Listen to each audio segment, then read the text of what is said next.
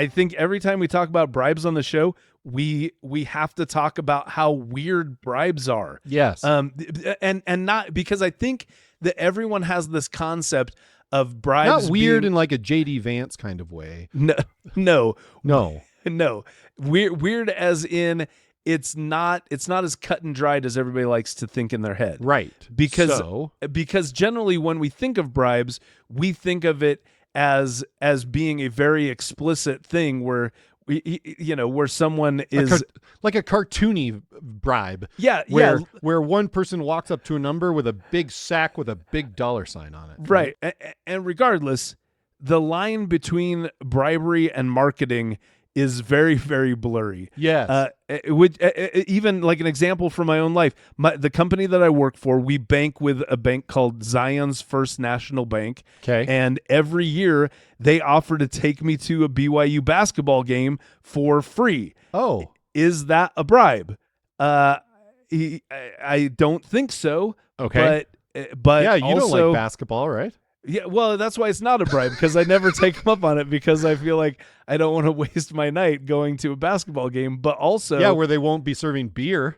Yeah, right. Yeah, exactly. They might not even be serving caffeinated sodas. Right.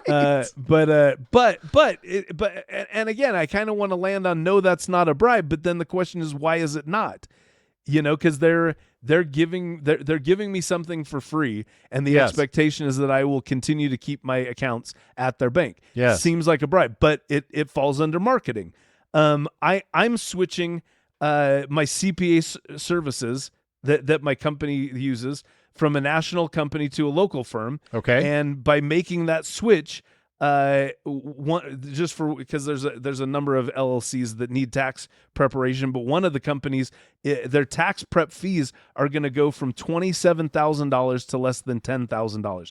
We're saving that's a good deal. Yeah, a ridiculous amount of money just by switching from but it's we know that's the case. Wait, so what did they bribe you with? Well, that's the thing.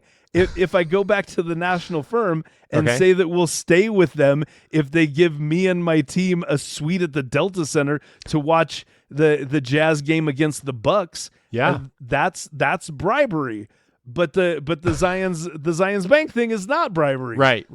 Which is, and again, it's like it's pretty weird that it's both.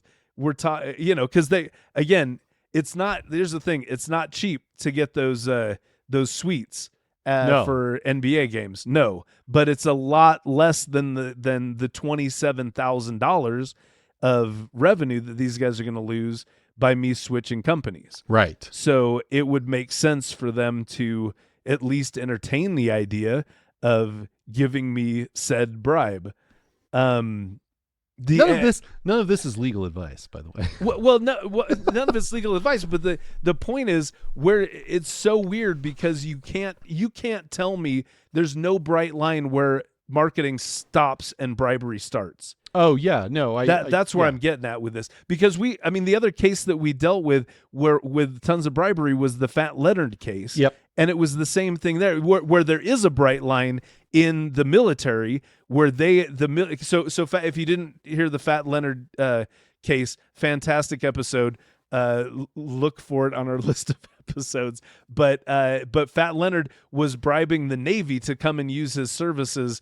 And he would do things like give them Cuban cigars all the way up to hiring prostitutes and throwing these over-the-top parties for naval officers. Right. But you think about like a cigar, like, hey, thanks for coming to my port. Here's a cigar. Yeah. The Navy did have a bright line. You could not accept any gift over $20 US in value. Oh my God. So basically a Starbucks gift card.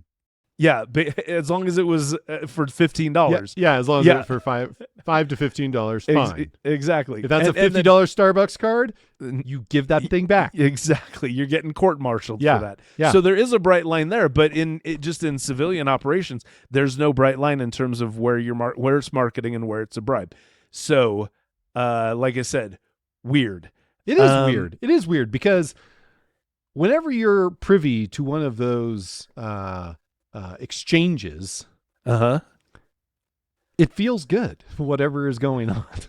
Wait, when you mean when you're the one who's getting the basketball tickets? Yeah, of Oh course. yeah, heck yeah.